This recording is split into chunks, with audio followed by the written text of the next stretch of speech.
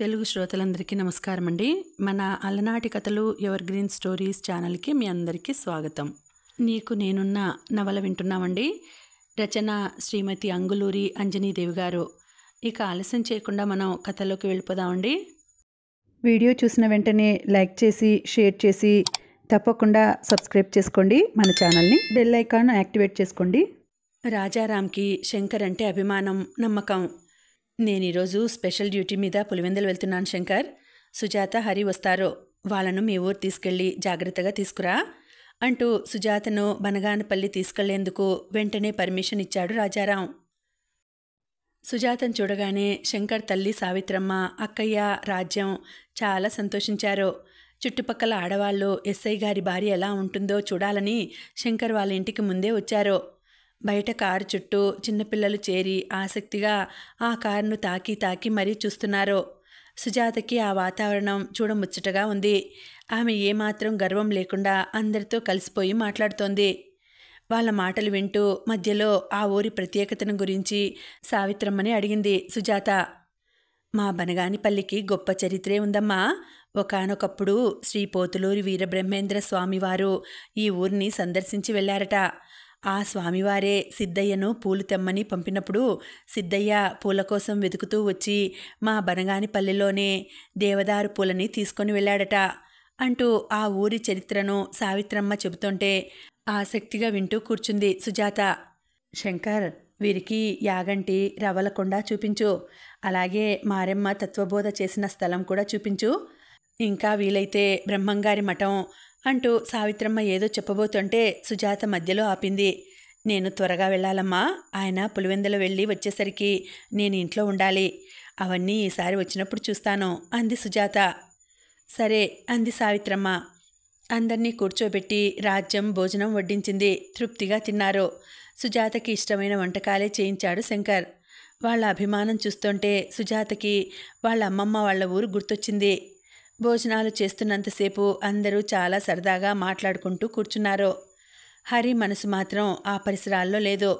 ఎక్కడో ఉన్న మధురిమ చుట్టూ తిరుగుతూ ఏదో ప్లాన్ గీసుకుంటోంది. మధురిమ గురించి పద్మతో చెప్పలేదని సుజాత అంటే కోపంగా ఉంది హరికి.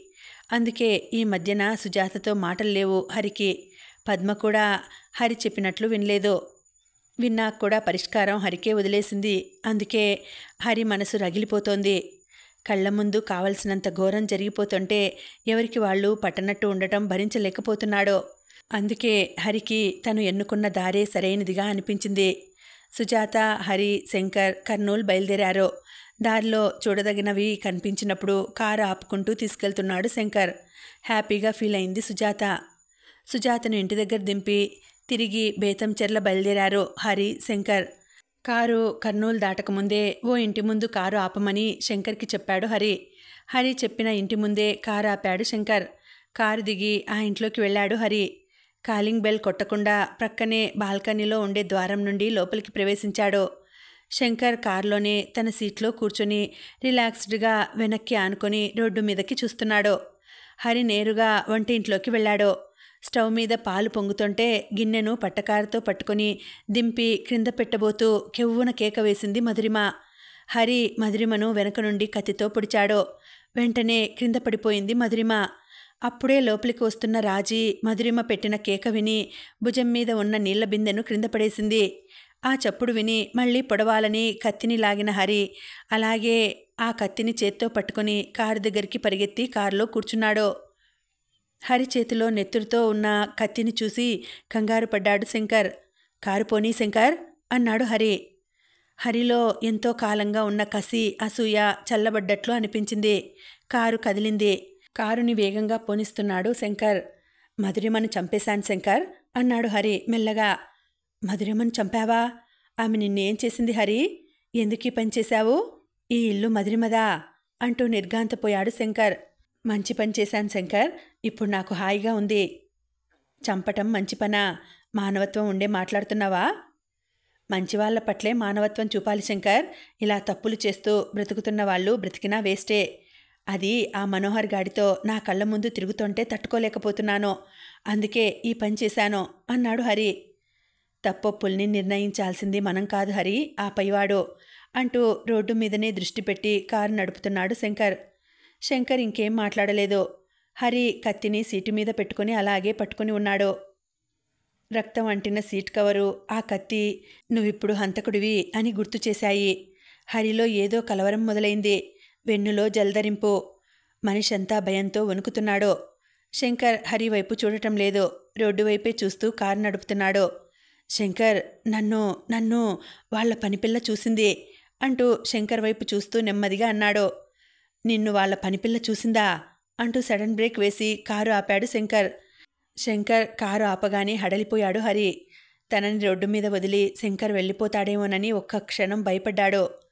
నాకు భయంగా ఉంది శంకర్. ఆ పనిపిల్ల నన్ను ఎక్కడ చూసినా గుర్తుపడుతుంది. ఇప్పుడు నేనెలా తప్పించుకోవాలి? నన్ను నువ్వే కాపాడాలి శంకర్ అంటూ ప్రాధేయపడ్డాడు. హరిని చూస్తుంటే జాలిపడాలో కోప్పడాలో అర్థం కాలేదు శంకర్కి. ఈ భయం ముందుండాలి అని మనసులో అనుకున్నాడు శంకర్. నిర్దాక్షిణ్యంగా ఒక ఆడమనిషిని చంపిన హరిని క్షమించలేకపోతున్నాడు శంకర్. వెంటనే సుజాత గుర్తొచ్చింది శంకర్కి. ఆమె చూపే అభిమానం గుర్తొచ్చింది. ఆ అభిమానం ముందు శంకర్ తల వంచక తప్పటం లేదు. కారుని రోడ్డు మీద నుండి ప్రక్కకి లాగాడు శంకర్. కొద్ది దూరం కారుని అలాగే పోనిచ్చి అక్కడ ఆపాడు. అక్కడంతా ముళ్ళ పొదలు దట్టంగా ఉన్నాయి. మళ్ళీ కారెందుకు ఆపాడో అర్థం కాక హరి గుండె వేగంగా కొట్టుకుంది. ఎలా కాపాడాలి హరి నిన్ను? నువ్వు చేసిన తప్పు చిన్నదా? ఏది ఆ కత్తి ఇలా ఇవ్వు అంటూ కారు దిగాడు. అక్కడ ముళ్ళ పొదల మధ్య ఉన్న పాడుబడిన బావిలోకి ఆ కత్తిని విసిరేశాడు శంకర్. తిరిగి కారెక్కి కారుని రోడ్డు మీదకి పోనిచ్చాడు. హరికి ఏం అర్థం కావటం లేదు. భయం ఎక్కువై మెదడు మొద్దుబారిపోయేలా ఉంది. భయంతో వణికిపోతున్న హరిని అద్దంలోంచి గమనించాడు శంకర్. భయపడకు హరి, ధైర్యంగా ఉండు అన్నాడు శంకర్. మాట్లాడలేదు హరి. మాట్లాడదామన్నా హరికి నోట మాటలు రావడం లేదు. కొద్ది దూరం పోగానే చెక్ పోస్ట్ గుర్తొచ్చింది శంకర్కి. వెంటనే వెనక్కి తిరిగి హరి కూర్చున్న సీటు వైపు చూశాడు. ఆ సీటు కవరుపై రక్తం మరకలు అంటి ఉన్నాయి. అవి చూడగానే బెదిరిపోయాడు శంకర్. హరి, చెక్ పోస్ట్ వస్తోంది. నువ్వు వెంటనే ఆ సీట్ కవర్ తీసి సీటు కిందకు నెట్టేయి త్వరగా అంటూ తొందర పెట్టాడు శంకర్. శంకర్ చెప్పినట్లే చేశాడు హరి. చెక్ పోస్ట్ క్లోజ్ చేసి ఉంది. అక్కడికి రాగానే కారు ఆగింది. కారు దిగాడు శంకర్. డిక్కీ ఓపెన్ చెయ్యి అంటూ చెక్ పోస్ట్ స్టాపులో ఒకతను కారు దగ్గరికి వచ్చి శంకర్తో అన్నాడు. కారు డిక్కీలో ఏం కనిపించలేదు. కారు అద్దాలు మూసి ఉన్నాయి. అనుమానంగా కారు వైపు చూశాడు. కారులో ఎవరున్నారు? అనుమానంగా శంకర్ వైపు చూస్తూ అడిగాడు. శంకర్కి ఏం చెప్పాలో ఓ క్షణం తోచలేదు. హరికి పై ప్రాణాలు పైనే ఎగిరిపోయేలా ఉన్నాయి. మన సిపి రెడ్డి గారు ఉన్నారు అంటూ చెప్పాడు శంకర్. శంకర్ చెప్పే విధానం చూసి వెంటనే సిపి రెడ్డి గారికి కారు అద్దాల బయట నుండే సెల్యూట్ చేశాడు. చెక్ పోస్ట్ స్టాఫ్లో ఒకతను. లోపల రెడ్డిగారున్నట్లు డిక్కీ ఓపెన్ చేయమన్నప్పుడే చెప్పొద్దా? సారీ బాబు, కారు పోనీ అని శంకర్తో అతను అనగానే మెరుపులా కారులోకి ఎక్కాడు శంకర్. గండం గడిచి తేలిగ్గా ఊపిరి పీల్చుకున్నాడు. హరికి మాత్రం ఊపిరి ఆగిపోయేలా ఉంది. కారు నేరుగా బనగానిపల్లి వెళ్ళింది. ఇంటి ముందు కారు ఆగగానే శంకర్ తల్లి, అక్కయ్య గబగబా బయటికి వచ్చారు. ఏం తమ్ముడు మళ్ళీ వచ్చావు? సుజాతమ్మ గారి ఎరి అడిగింది కారు వైపు చూస్తూ రాజ్యం. ఏం లేదక్కయ్యా, ఓ చిన్న పని ఉండి వచ్చాను. సుజాతమ్మ గారిని ఇంటి దగ్గర దింపే వచ్చాను అంటూ కారులోంచి సీట్ కవరు బయటకు తీసి అక్కయ్య చేతికిచ్చాడు శంకర్. దీన్ని వెంటనే శుభ్రంగా ఉతికి ఎండలో వెయ్యి అక్కయ్యా, నేను ఓ గంటలో బయలుదేరాలి అన్నాడు శంకర్. తమ్ముడిచ్చిన సీట్ కవర్ తీసుకొని వెంటనే ఉతికి ఎండలో వేసింది రాజ్యం. తమ్ముడు ఎలా చెబితే అలా చేస్తుంది. ఎదురు ప్రశ్నలు వేయదు. రాజ్యమే కాదు, ఆ ఇంట్లో ఎవరు కూడా శంకర్కి ఎదురు చెప్పరు. శంకరం అంటే అందరికీ గౌరవమే. హరికి కూల్ డ్రింక్ తెచ్చి తాపాడు శంకర్. ఎవరూ రాని చోటుకి తీసుకెళ్లి కూర్చోబెట్టాడు. హరి, ఇప్పుడేం చేయాలనుకుంటున్నావు అంటూ నెమ్మదిగా అడిగాడు శంకర్. ఇక నేను బేతంచెర్ల రాను శంకర్, కర్నూలు కూడా రాను. సుజాత అడిగితే తెలియదని చెప్పు. కొంతకాలం ఎటైనా వెళ్ళిపోతాను. నాకు చాలా భయంగా ఉంది అన్నాడు హరి. సరే హరి, ఎటు వెళ్తావో నీ ఇష్టం. ఈ డబ్బులు నీ దగ్గర ఉంచుకో, దారి ఖర్చులకి ఉంటాయి అంటూ అంతకు ముందు రోజే తీసుకున్న తన జీతం డబ్బులు తెచ్చి హరి జేబులో పెట్టాడు. ఆ డబ్బు చూడగానే కదిలిపోయాడు హరి. అభిమానంగా శంకర్ వైపు చూశాడు. శంకర్, కన్నీటి చుక్క క్రింద పడ్డప్పుడు అయ్యే చప్పుడును వినగలిగిన వాడే నిజమైన స్నేహితుడు అంటారు. అలా వినగలిగే స్నేహితులు ఉన్నారో లేరో తెలియదు, కానీ నువ్వు నిజంగా ఆ చప్పుడును వినగలవు. నిజమైన స్నేహానికి అర్థానివి నువ్వు అన్నాడు హరి. మాట్లాడలేదు శంకర్. విని మౌనంగా ఉన్నాడు. హరిని కారులో తీసుకెళ్లి బస్టాండ్లో దింపి ఇంటికొచ్చాడు. రాజ్యం ఉతికిన సీట్ కవరు ఎండకు ఎండి కొంగరెక్కలా మెరుస్తోంది. దాన్ని ఎప్పటిలా కారు సీటుపై వేసుకున్నాడు. కారులో కూర్చొని కర్నూలు వెళ్ళాడు. సుజాత దగ్గరకు వెళ్ళాడు. శంకర్ని చూడగానే, బేతంచెర్ల వెళ్ళాలన్నావు, మళ్ళీ ఇలా వచ్చావేం శంకరన్నా అంది సుజాత. అమ్మా మీకు మామిడి పళ్ళు ఇమ్మని కారులో పెట్టిందమ్మా, మర్చిపోయాను. కొద్ది దూరం వెళ్ళాక గుర్తొచ్చింది. దారిలో వేరే పని ఉంటే అది చూసుకొని మామిడి పళ్ళు ఇచ్చి వెళదామని తిరిగి వచ్చాను అంటూ మామిడి పళ్ళున్న 2 బుట్టల్ని కారులోంచి దింపి ఇంట్లోకి తీసుకెళ్లాడు. మరి హరి అన్నయ్య ఏడి శంకరన్న, నీతో రాలేదేం అంది సుజాత. హరి సుజాతతో మాట్లాడకపోయినా ఇంటికైతే వస్తుంటాడు, అందుకే అడిగింది. ఎందుకో తెలియదు కానీ హరి నీ మీద బాగా కోపంగా ఉన్నాడమ్మా. అందుకే నేను రమ్మన్నా రాకుండా కారు దిగి ఇక నేను సుజాత దగ్గరికి రాను అంటూ బేతంచెర్ల వెళ్ళాడు. కోపం తగ్గే వరకు ఆయన ఇక అంతేనమ్మా, మనకు తెలియందేముంది హరి గురించి అన్నాడు శంకర్. సుజాత నవ్వి, తెలుసు శంకరన్న, అన్నయ్య గురించి నాకన్నా నీకే ఎక్కువ తెలుసు అంది. రోజూ ఒకే చోట కలిసి పనిచేస్తున్నాం కదమ్మా, ఆ మాత్రం తెలియదా అన్నాడు శంకర్ కూడా నవ్వి. సుజాత శంకర్ వైపు చూడలేదు. చూసి ఉంటే అతని నవ్వు సహజంగా లేదన్నది గమనించేది. బస్టాండ్లో కూర్చుని ఉన్న హరికి ఎటు వెళ్లాలో తోచడం లేదు. అప్పుడే కడప బస్సు వచ్చింది. ఏదో ఒక బస్సు ఎక్కక తప్పదు. కడప బస్సు ఎక్కబోయే ముందు పద్మకి ఫోన్ చేశాడు హరి. మధురిమ చనిపోయిందని హరి చెప్పగానే పద్మ అవాక్కైంది, ఆశ్చర్యపోయింది. మధురిమ పెట్టిన కేక వినగానే నీళ్ల బిందె క్రింద పడేసి లోపలికి వచ్చిన రాజీ హరిని స్పష్టంగా చూసింది. క్రింద పడి ఉన్న మధురిమను చూసి షాక్ అయింది. ఒక్క ఉదుటున మధురిమ దగ్గరికి పరిగెత్తింది. అమ్మగారు, అమ్మగారు అంటూ పిలిచింది. మధురిమ పలకలేదు. రాజీకి ఏడుపు ఆగలేదు. వెంటనే మనోహర్కి ఫోన్ చేయాలన్న విషయం గుర్తొచ్చి ఫోన్ దగ్గరకు పరిగెత్తింది. మధురిమ నిండు గర్భిణి కాబట్టి ఏ అవసరం వచ్చినా తనకి ఫోన్ చేయమని రాజీకి తన ఫోన్ నెంబర్ ఇచ్చి ఎలా డయల్ చేయాలో నేర్పాడు మనోహర్. మనోహర్ చెప్పినట్లే చేసింది రాజీ. రాజీ ఫోన్లో చెప్పింది విని వెంటనే కారులో ఇంటికి వచ్చాడు మనోహర్. కారు దిగి లోపలికి పరిగెత్తాడు. రక్తపు మడుగులో స్పృహ లేకుండా పడి ఉన్న మధురిమను చూడగానే మనోహర్ నవనాడులు కృంగిపోయాయి. కుప్ప కూలినట్లు ఏడుస్తూ ఆమె ప్రక్కనే మోకాళ్లపై కూర్చున్నాడు. క్షణంలో ఆమెను తన చేతుల్లోకి తీసుకుని కారు దగ్గరికి వెళ్ళి కారులో మెల్లగా పడుకోబెట్టాడు. రాజీ టక్కున కారెక్కి మధురిమ తలను తన ఒళ్ళో పెట్టుకుంది. మధురిమను హాస్పిటల్లో జాయిన్ చేశాడు మనోహర్. మధురిమకు కత్తిపోటు ఎక్కడ దిగిందో అర్థం కాలేదు. రక్తం ధారగా కారుతోంది. ఆమెనలా చూస్తుంటే మనోహర్కి ఏం చేయాలో తోచలేదు. మధు, మధు అంటూ ఆమె ముఖం మీదకి వంగి పిలిచాడు మనోహర్. మధురిమ పలకలేదు. మనోహర్ గుండె జారిపోయింది. డాక్టర్ గారు రాగానే మధురిమను ఆపరేషన్ థియేటర్లోకి తీసుకెళ్లారు. కత్తి దిగిన చోట కుట్లు వేసి బ్లడ్ ఎక్కించారు. ఇన్ఫెక్షన్ రాకుండా మెడిసిన్ ఇచ్చారు. ఇప్పుడు కారుతున్న రక్తం ఆగిపోయింది. ఐసీయూలో పెట్టారు మధురిమను. మనోహర్కి టెన్షన్గా ఉంది.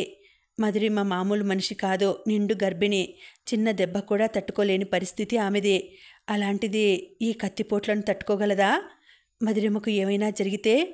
మధురిమ లేని జీవితాన్ని ఊహించుకోలేకపోతున్నాడు మనోహర్. ఐసీయూలో ఉంచిన మధురిమను బయట నుండే గ్లాసులోంచి గమనిస్తూ అక్కడే ఉన్నాడు. మధురిమ కళ్ళు తెరిస్తే చూడాలని ఉంది మనోహర్కి. లోపలికి ఎవరినీ రానివ్వటం లేదు డాక్టర్లు. మధురిమ కోసం వెంటనే గైనకాలజిస్ట్ని పిలిపించారు. గైనకాలజిస్ట్ రాగానే లోపలికెళ్ళి మధురిమను టెస్ట్ చేసింది. టెస్ట్ చేశాక డాక్టర్లిద్దరూ బయటకు రాగానే వాళ్ళను కలిశాడు మనోహర్. ఆమెకు డెలివరీ టైం దగ్గర పడింది మనోహర్. ఆమెకు వెంటనే ఆపరేషన్ చేయాలి అంది డాక్టర్. ఆపరేషన్ చేస్తే బ్రతుకుతుందా డాక్టర్ అంటూ ఆతృతగా అడిగాడు మనోహర్. చెప్పలేం మనోహర్, మా ప్రయత్నం మేం చేస్తున్నాం. ఆపరేషన్ చేసే ముందు మాత్రం మీరు సంతకం పెట్టాలి అంది డాక్టర్. గుండె జల్లుమంది మనోహర్కి. సరే డాక్టర్ అన్నాడు మనోహర్. మధురిమ బ్రతుకుతుందన్న నమ్మకం పూర్తిగా చచ్చిపోయింది మనోహర్లో. కానీ ఏదో చిన్న ఆశ మిగిలి ఉంది. మనోహర్ సంతకం పెట్టగానే ఆపరేషన్ చేశారు డాక్టర్స్. ఆపరేషన్ సక్సెస్ అయింది. కత్తి ఇంకొంచెం లోపలికి దిగి ఉంటే ఆమె మీకు దక్కేది కాదు. బాబు పుట్టాడో, ఇక మీరు వెళ్ళి చూడొచ్చు అన్నారు డాక్టర్. థ్యాంక్స్ డాక్టర్ అంటూ సంతోషంగా లోపలికి వెళ్ళి మధురిమను బాబును చూశాడు మనోహర్. వేళకి తిండి నిద్ర సరిగా లేక మనోహర్ ముఖం వాడిపోయి ఉంది. భర్తను అలా చూడగానే బాధపడింది మధురిమ. బాబులో తన పోలికలు స్పష్టంగా కనిపిస్తుంటే మురిసిపోతూ బాబును చూస్తున్నాడు మనోహర్. బాబు అచ్చం అయ్యగారి పోలికే అమ్మగారు అంటూ రాజీ ముందే మధురిమకు చెప్పింది. మిమ్మల్ని మీరేం చూసుకుంటారులేండి, కాస్త మమ్మల్ని కూడా చూడండి అంది నవ్వుతూ మధురిమ. చావుతో పోరాడి బయటపడ్డ మధురిమలో ఏదో అంతు తెలియని తృప్తి కనిపిస్తోంది. అప్పుడు మిమ్మల్ని చూడబట్టే కదా మేడం ఇప్పుడు మమ్మల్ని మేం చూడగలుగుతున్నాం, అందుకే మాకీ భాగ్యం దక్కింది అంటూ సరదాగా బాబుని చూస్తూ అక్కడే ఉన్న కుర్చీలో కూర్చున్నాడు మనోహర్. ఆ తర్వాత మధు అంటూ ఆమెనే చూస్తూ మృదువుగా పిలిచాడు మనోహర్. ఆ పిలుపు ప్రేమను తాగి ఒలికినట్లుంది. అంది మధురిమ. మనోహర్ ఎప్పుడు పిలిచినా వెంటనే పలుకుతుంది మధురిమ. ఆ పలకటంలో కూడా ఏదో ప్రత్యేకత ఉంటుంది. ఆ ప్రత్యేకతే అతన్ని కట్టిపడేసింది. ఆమె చేతిని అపురూపంగా తన చేతిలోకి తీసుకున్నాడు. మధు, నువ్వు నా కోసం, నాకు తోడుగా ఉండడం కోసం, నా సంతోషం కోసం మళ్ళీ పుట్టావు అన్నాడు మనోహర్. నిజమే అన్నట్లుగా చూసింది మధురిమ. వాళ్ళు అలా సంతోషంగా మాట్లాడుకుంటున్న సమయంలో రాజీ అక్కడికి వచ్చింది. రాజీ తన మనసులోని మాటను చెప్పకుండా ఆపుకోలేకపోతోంది. అయ్యగారు, అమ్మగారిని పొడిచిన వాణ్ణి నేను చూశాను, మళ్ళీ ఇప్పుడు చూస్తే నేను గుర్తుపడతాను అంది రాజీ. మనోహర్ ముఖంలో నవ్వు ఎగిరిపోయింది. కోపంతో అతని దవడ ఎముక బిగుసుకుంది. అంతవరకు సంతోషంగా ఉన్న మనోహర్లో ఆ మార్పును చూడలేకపోయింది మధురిమ. వెంటనే రాజీ మీద కోపం వచ్చింది మధురిమకు. మళ్ళీ కనిపిస్తే నువ్వు గుర్తుపట్టడానికి నన్ను మళ్ళీ పుడిపించుకోమంటావా రాజీ? అదేదో యాక్సిడెంటల్గా జరిగిపోయింది. ఎవరినో పొడవబోయి నన్ను పొడిచి వెళ్ళాడో, ఇంటి అడ్రస్ తప్పి వచ్చి ఉంటాడో. ఇంకెప్పుడు ఆ ప్రసక్తి తీసుకురాకు, సరేనా అంది మధురిమ. సరేనన్నట్లు తల ఊపి బయటకెళ్ళింది రాజీ. మధురిమకు తనని హరి పొడిచాడన్న విషయం తెలుసు. అది మనోహర్కి తెలిస్తే డిస్టర్బ్ అవుతాడు. ఈ విషయంలో మనోహర్ని డిస్టర్బ్ చేయడం మధురిమకు ఇష్టం లేదు. ఇప్పటికే తన వల్ల ఆఫీస్ పనులన్నీ ఆగిపోయి ఉంటాయి. కక్షలతో పొడుచుకోవటాలతో ఉన్న టైం అంతా సరిపోతే ఇంకా బ్రతకటానికి టైం ఎక్కడ మిగులుతుంది? మనోహర్ని అలా చూడటం మధురిమకి ఇష్టం లేదు. బాబెలా ఉన్నాడో నాకు చెప్పనే లేదు మీరు అంటూ నవ్వి టాపిక్ని డైవర్ట్ చేసింది మధురిమ. బాబుకేం మధు, అచ్చు నాలాగే ఉన్నాడు, కానీ నువ్వే కష్టపడ్డావు, అది తలుచుకుంటేనే నాకు బాధగా ఉంది అన్నాడు మనోహర్. అదంతా మర్చిపోండి అంటూ మళ్ళీ నవ్వింది మధురిమ. బాబు చేతిని తన చేతిలోకి తీసుకుని పెదవులకి తాకించుకున్నాడు ముద్దుగా మనోహర్. రాత్రి 10 గంటలైంది. మనోహర్ కోసం ఎదురుచూస్తూ కూర్చుంది పద్మ. మనోహర్ ఇంటికి రాక ఇప్పటికి 4 రోజులైంది. ఒకసారి ఇలాగే రాకుంటే తండ్రికి ఫోన్ చేసి చెప్పింది. కరుణాకర్ చాలా ఓపిగ్గా విని, అల్లుడుగారు ఇంత చిన్న వయసులో ఫీల్డ్ ఆఫీసర్ కావడం అంటేనే గొప్ప విషయం పద్మ. ఆయనకి ఎక్కువగా ఫీల్డ్ వర్క్ ఉంటుంది, క్యాంపులు ఉంటాయి, అలవాటు చేసుకో, విసిగించకు. నువ్వెంత ప్రశాంతంగా ఉంచితే ఆయనంత సిన్సియర్గా వర్క్ చేసుకుంటాడో, సరేనా అన్నాడు నెమ్మదిగా. ఇక అప్పటి నుండి మనోహర్ ఎప్పుడు ఇంటికొచ్చినా పద్మ అడగదు. కానీ ఫోన్లో హరి గొంతు విన్నప్పటి నుండి భయంగా ఉంది పద్మకి. మనోహర్ ఇంటికి వచ్చాడు. ఇదేనా ఇంటికి వచ్చే టైం అంటూ మనోహర్ రాగానే విరుచుకుపడింది పద్మ. పోనీ వెనక్కి వెళ్ళిపోయి ఇంకో గంట ఆగిరానా అన్నాడు నవ్వుతూ మనోహర్. అతను చాలా ఉత్సాహంగా ఉల్లాసంగా ఉన్నాడు. ఇదో సరసం మళ్ళీ. మీరెళ్ళి 4 రోజులైంది, చెప్పి వెళితే నాకేమనిపించదు, ఎక్కడో ఉంటారు వస్తారులే అనుకుంటాను. ఈ 4 రోజుల నుండి నేను సరిగ్గా తిండి కూడా తినలేదు తెలుసా అంటూ మనోహర్ లోపలికి రావడానికి దారి ఇచ్చింది పద్మ. నీతో ఇదే పెద్ద తలనొప్పి. అదేమంటే టక్కున తిండి మానేస్తావు. నేనెక్కడికి పోతాను చెప్పు? నన్ను చూస్తుంటే నీకు తప్పిపోయేవాడిలా కనిపిస్తున్నానా? అసలేంటి నీ భయం? అయినా ఎప్పుడు ఫోన్ చేసినా ఎంగేజ్ వస్తోంది. అందుకే మా ఆఫీస్ ప్యూన్ని పంపాను నిన్ను చూసి రమ్మని. వచ్చాడా అంటూ లోపలికి వెళ్ళాడు మనోహర్. వచ్చాడులేండి. మీరు లేని టైంలో నాకో ఫోన్ వచ్చింది, భయపడిపోయాను, అందుకే ఫోన్ తీసి పక్కన పెట్టాను అంది పద్మ. మాట్లాడకుండా ఫ్రెష్ అప్ అయి వచ్చాడు మనోహర్. ఆ ఫోన్ విని హడలిపోయాను అంది పద్మ. ఎందుకు హడలిపోవడం అన్నాడు. వాడెవడో ఫోన్లో మీ గురించి మధురిమ గురించి బ్యాడ్గా చెప్పాడండి అంది. వాడి పేరేమిటో కనుక్కోలేకపోయావా? కేసు వేసేవాడిని అన్నాడు. అడగలేదు, కానీ మళ్ళీ ఫోన్ చేసి ఏమన్నాడో తెలుసా? మధురిమను చంపేశా అన్నాడు అంది పద్మ. అవునా? ఆ గొంతు వింటే నువ్వు మళ్ళీ గుర్తుపట్టగలవా వెంటనే అడిగాడు మనోహర్.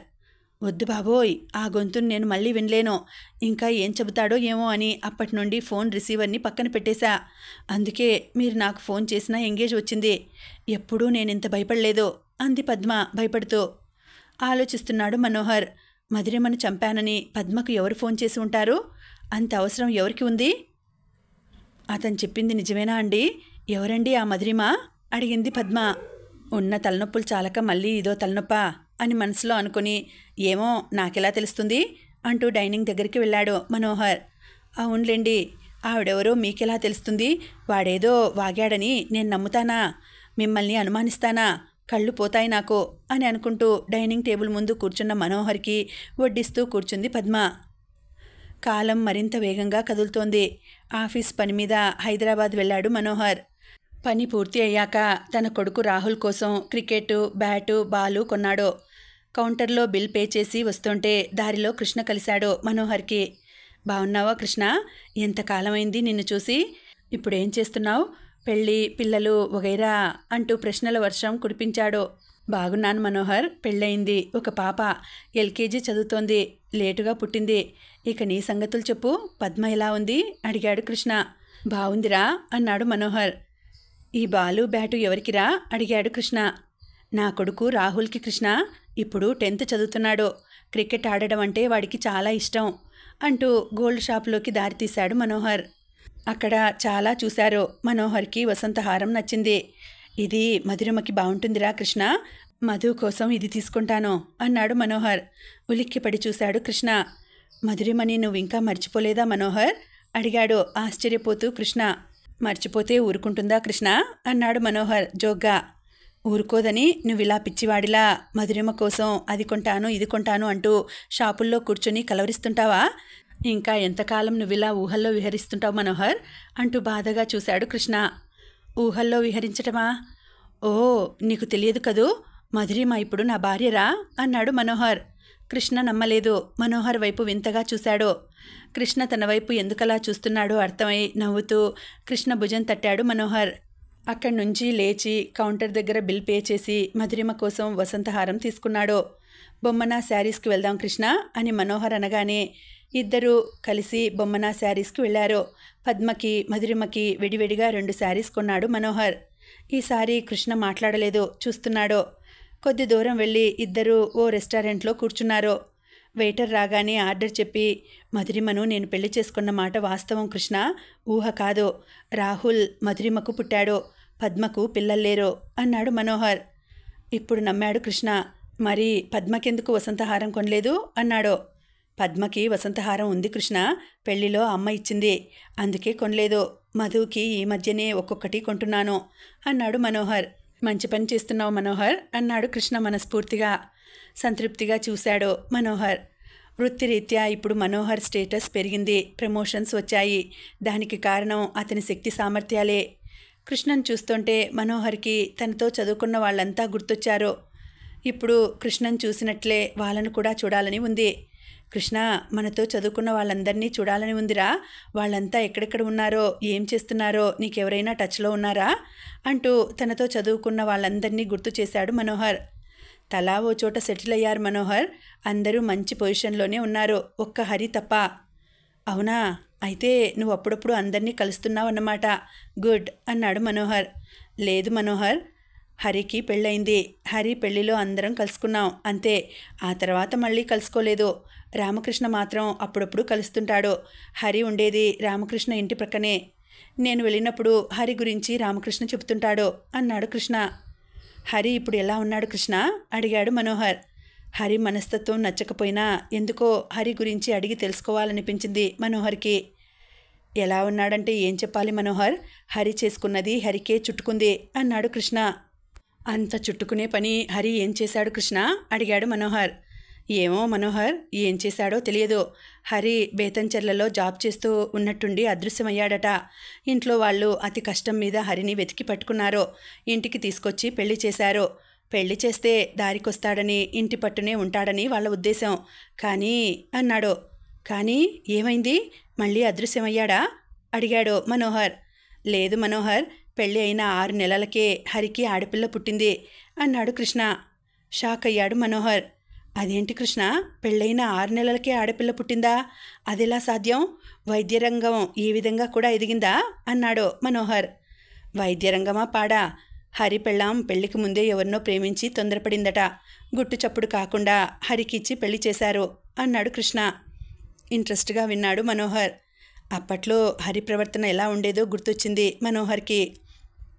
అనవసరంగా ఆడపిల్లల్ని ఏడిపించిన హరికి ఇప్పుడు తగిన శాస్తి జరిగిందంటావా కృష్ణ? లేక ఇంకా బ్యాలెన్స్ ఏమైనా ఉంటుందంటావా అంటూ కృష్ణ ముఖంలోకి చూశాడు మనోహర్. బ్యాలెన్స్ సంగతి పైవాడు చూసుకుంటాడు. మనవాడు మాత్రం పాప పుట్టగానే హాస్పిటల్లో పెద్ద హడావిడి చేశాడట. హడావిడి దేనికి అడిగాడు మనోహర్. నాకు పెళ్ళయ్యి 6 నెలలే అయింది, ఈ పాప ఎలా పుట్టింది అంటూ డైరెక్ట్గా వాళ్ళ అత్తగారి పీక పట్టుకున్నాడట. ఆవిడ అవస్థ చూసి ఆ ఊరి ఆడవాళ్ళంతా హరి చుట్టూ చేరి హరిని పట్టుకొని ఆవిడను కాపాడారట అన్నాడు కృష్ణ. అవునా, అంత చేశాడా హరి? అయినా హరి అంతటితో ఊరుకునే రకం కాదే అన్నాడు మనోహర్. ఊరుకోక ఏం చేస్తాడు మనోహర్? ఆ ఆడవాళ్ల తెలివి ముందు హరి ఎంత చెప్పు? హరిలాంటి వాళ్ళను ఈజీగా మాయ చేస్తారు వాళ్ళు. అది వాళ్లకో పెద్ద లెక్క కాదు. లెక్క కాకపోయినా మనకు తెలిసి ఇలాంటి వాటికి హరి ఆగే రకం కాదుగా. ఎలా ఆగాడు అన్నాడు మనోహర్. ఎలా అంటే, బిడ్డ ఎన్ని నెలలకి పుడితే ఏముంది బాబూ, ప్రాణాలతో పుట్టిందా లేదా అనేదే మనకి కావాలి. నీ అదృష్టం బాగుండి నీ బిడ్డ ప్రాణాలతో ఉంది. డాక్టర్లు కూడా అదే అంటున్నారు. 5 నెలలకి కూడా పుట్టేవాళ్ళు ఉన్నారట. తప్పులేదు. కాలమహిమ, మందుల ప్రభావం. రోజు మనం పేపర్లలో చూసే వింతల్లో ఇదో వింత. ఇప్పుడు నీకు పుట్టింది వింత శిశువు. ఎంతైనా నీది దొడ్డ గీత నాయనా అంటూ హరి చేతిలో గీతలు చూస్తూ కూర్చుందట వాళ్ళల్లో ఒక పెద్దావిడ. నవ్వాడు మనోహర్. వాళ్ళు ఎంత చెప్పినా హరి ఎలా నమ్మాడు కృష్ణ? ఆ పెద్ద ఆవిడ వీడి చేతిలో గీతలు చూడగానే బెలూన్లా ఉబ్బాడా ఏం? అయినా వీడు జగత్కంత్రిగాడు, పోలికలు చూసుంటాడే అన్నాడు మనోహర్. అది కూడా అయిందట మనోహర్. హరి పాప ముఖంలోకి చూస్తూ ఏదో వెతుకుతున్నట్లు కూర్చున్నాడట. అది చూసి హరి దగ్గరికి ఇంకో పెద్ద ఆవిడ వచ్చిందట. పసికూనలో పోలికలు స్పష్టంగా ఏర్పడవు హరి. ఇదిగో చూడు, ఈ కళ్ళు, ముక్కు, మూతి వాళ్ళమ్మవి. కాళ్ళు చేతులు పొడవుగా ఉన్నాయి కాబట్టి వాళ్ళ మేనమామవి. రంగు మాత్రం వాళ్ళ తాతయ్యది. మా రోజుల్లో ఆ రంగు చూసి వాళ్ళ తాతయ్య వెంటపడని అమ్మాయి లేదనుకో. అంత మంచి రంగు. ఇదిగిదిగో ఈ బుగ్గలు చూడు, అచ్చు నీ బుగ్గలే, ఇందులో డౌటే లేదు. ఎంత ముద్దొస్తుందో చూడు అంటూ పాపం తీసి హరి చేతిలో పెట్టిందట. వాళ్ళ ఊరిలో ఆవిడ మాటకి తిరుగులేదట అన్నాడు కృష్ణ. చచ్చింది గొర్రె. ఎలా ఉండే హరి ఎలా అయ్యాడు? ఆడవాళ్ళంతా చేరి భలే పెట్టారు హరి నెత్తిన కుచ్చుల టోపీ. ఎలాగైతేనేం హరికి మాత్రం తగిన పెళ్ళే జరిగింది అన్నాడు మనోహర్. నిజమే మనోహర్. ఎవరి బిడ్డనో ముందు పెట్టుకొని ముద్దులాడాలి, జీవితాంతం పోషించాలి. తను సంపాదించే ప్రతి పైసా మీద ఆ బిడ్డకి అధికారం ఇవ్వాలి. ఒక్క మాటలో చెప్పాలంటే ఎవరి రక్తాన్నో తన రక్తంగా భావించి మమకారం చూపాలి. ఇదంతా హరి మనస్ఫూర్తిగా చేసే ఉంటాడంటావా అన్నాడు కృష్ణ. హరికి అసలు మనసుంటే కదరా అన్నాడు మనోహర్. నువ్వు చెప్పింది నిజమే మనోహర్. ఇప్పుడు హరి కూతురు 10th చదువుతోంది. ఒక క్లాస్ జంప్ రామకృష్ణ చెప్పాడు అన్నాడు కృష్ణ. ఇష్టం లేకపోయినా హరి గురించి చాలా ఆసక్తికరమైన విషయాన్ని విన్నట్లుగా ఫీల్ అయ్యాడు మనోహర్. హైదరాబాద్ నుండి నేరుగా మధురిమ దగ్గరికి వెళ్ళాడు మనోహర్. తండ్రిని చూడగానే దగ్గరికెళ్ళి కూర్చున్నాడు రాహుల్. మనోహర్ బుగ్గపై ముద్దు పెట్టాడు. మనోహర్ ముఖం వెలిగిపోయింది. మనోహర్ని రాహుల్ అలా ముద్దు పెట్టుకునే సందర్భాలు చాలా ఎక్కువగా వస్తుంటాయి. అలాంటి సందర్భాలు వచ్చినప్పుడు గర్వంగా భార్య వైపు చూస్తుంటాడు మనోహర్. మిమ్మల్నే కాదులేండి, వాడికి టేస్ట్గా వండి పెట్టినప్పుడు నన్ను కూడా అలాగే ముద్దు పెట్టుకుంటాడు అంటుంది మధురిమ. బాలు బ్యాటు పట్టుకొని తన ఫ్రెండ్స్తో గ్రౌండ్కి వెళ్ళాడు రాహుల్. రాహుల్ అలా బయటకెళ్ళినప్పుడు మనోహర్కి మధురిమతో ఏకాంతం దొరుకుతుంది. ఎంత టైం ఆమెతో గడిపినా, ఎన్ని కబుర్లు చెప్పినా ఇంకా చాలదని అనిపిస్తుంది మనోహర్కి. ఈ శారీ చూడు మధు, ఎలా ఉందో, నీకు నచ్చుతుందనే తెచ్చాను అంటూ శారీ ఉన్న కవరు మధురిమకి ఇచ్చాడు మనోహర్. ఆ శారీని చూడగానే సంబరపడింది మధురిమ. దాన్ని అలాగే గుండెలకు హత్తుకుంది. ఈ కలర్ అంటే నాకు చాలా ఇష్టం అంది. నేనంటే కదా నీకు ఇష్టం, ఆ కలర్ అంటే ఇష్టమని నాతో ఎప్పుడు చెప్పలేదు నువ్వు అన్నాడు నవ్వుతూ. ఆ మాటకొస్తే ఈ ప్రపంచంలో మీకన్నా నాకు ఇష్టమైంది ఏదీ లేదు అంది మధురిమ మనోహర్నే చూస్తూ. ఆమెను అలాగే దగ్గరికి తీసుకుని గుండెలకి హత్తుకున్నాడు మనోహర్. ఊపిరాడని ఆ దగ్గరితనంలో ఏదో అంతు తెలియని ఊరట కలిగింది మధురిమకు. నీకు ఇంకో గుడ్ న్యూస్ మధు నేనిప్పుడు ప్రాజెక్ట్ డైరెక్టర్ని అయ్యాను. ఈ సందర్భంగా ఇది నీకు కానుకగా తెచ్చాను అంటూ వసంతహారం ఇచ్చాడు. ఆ మోడల్ మధురిమకి బాగా నచ్చింది. పెట్టుకొని చూపించింది. బాగున్నట్లనిపించింది మనోహర్కి. నాకు హైదరాబాద్ ట్రాన్స్ఫర్ అయింది మధు. ఆర్డర్స్ కూడా వచ్చాయి. మనం మళ్ళీ హైదరాబాద్లో ఉండబోతున్నాం. నీకు హైదరాబాద్ వెళ్ళటం ఇష్టమేగా అన్నాడు మనోహర్. ఇష్టమే. ఎప్పుడు వెళ్తున్నాం? త్వరలోనే. అంటే 1-2 రోజుల్లో వెళదాం. ఎలా వీలవుతుంది? రాహుల్కి 10th ఎగ్జామ్స్ కదండి. ఇంకో నెల వరకు బాబుని డిస్టర్బ్ చేయడానికి లేదు అంది మధురిమ. అంతవరకు మీరిక్కడే ఉండండి మధు. ముందు పద్మని తీసుకెళ్తాను. ఆ తర్వాత మీకోసం ఓ ఇల్లు చూసి పెడతాను. రాహుల్కి ఎగ్జామ్స్ అయిపోగానే మీరు కూడా హైదరాబాద్ రావచ్చు అన్నాడు మనోహర్. ఏంటి డాడీ హైదరాబాద్ అంటున్నారు అంటూ అప్పుడే లోపలికొచ్చాడు రాహుల్. వర్షం పడుతుంటే ఆట ఆగిపోయి ఇంటికొచ్చాడు రాహుల్. హైదరాబాద్ ట్రాన్స్ఫర్ అయిన విషయం రాహుల్కి చెప్పాడు మనోహర్. రాహుల్ హ్యాపీ అయ్యాడు.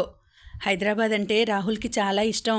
ఒకసారి మనోహర్తో వెళ్ళి IMAX, snow world, Hyderabad central, NTR gardens, Ramoji film city చూసి వచ్చాడు.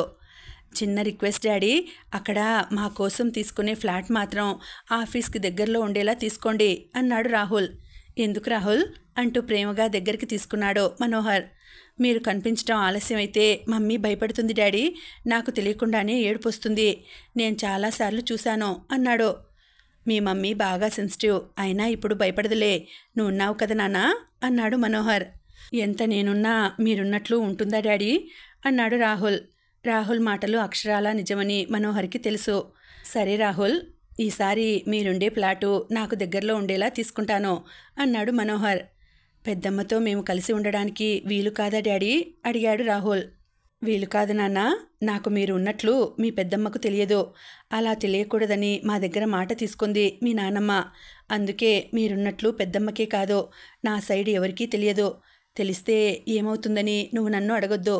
ఎందుకంటే ఇలా ఉండాలి అని అనుకున్నాక అలా ఉంటేనే మనశ్శాంతిగా ఉంటుంది. అర్థం చేసుకోనన్నా అన్నాడు మనోహర్. తండ్రి మాటకి విలువ ఇస్తాడు రాహుల్. అంతేకాదు రాహుల్కి తండ్రి అంటే ఇష్టం, గౌరవం.